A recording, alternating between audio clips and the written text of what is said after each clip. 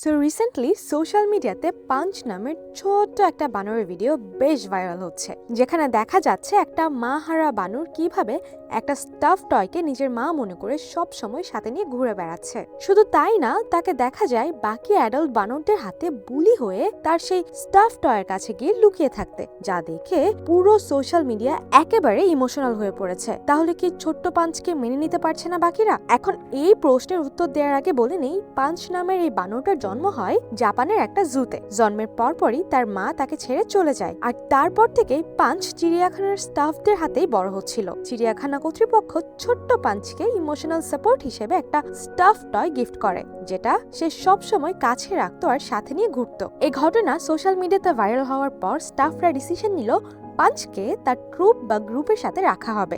কিন্তু গ্রুপে রাখার পরই শুরু হয় নতুন সমস্যা।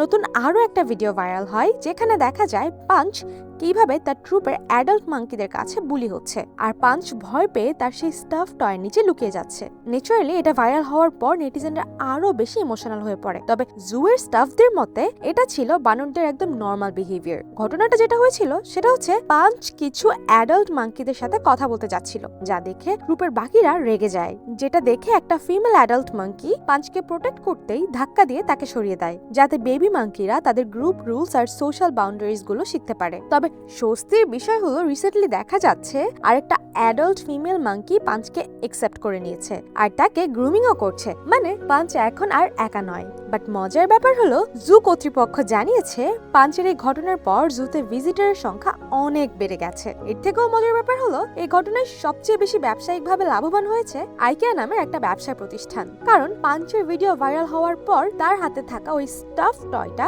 আইকিয়া থেকে পুরো সোল্ড আউট হয়ে যায়। আর এই সুযোগ কাজে লাগিয়ে আইকিয়া আরেকটা মার্কেটিং ক্যাম্পেইনও করে ফেলে, যেখানে ওই পুতুলটাকে বলা হচ্ছে পাঞ্চের কমফোর্ট অরাঙ্গুটান, যেটা সেল হচ্ছে $20 থেকে শুরু করে বিভিন্ন দামে, অর্থাৎ বাংলাদেশি টাকায় প্রায় 5 থেকে 8,000 টাকা। এত ভালো দামে সেল হওয়ার পরও এটা সবসময় স্টক আউটই থাকে। এরপর অবশ্য আইকিয়া পাঞ্চের জন্য 33টা স্টাফ টয় গিফট করেছে, যাতে স্টাফড টয়গুলো প্রতিবার চেঞ্জ করে করে ভিন্ন একটা দেওয়া যায়।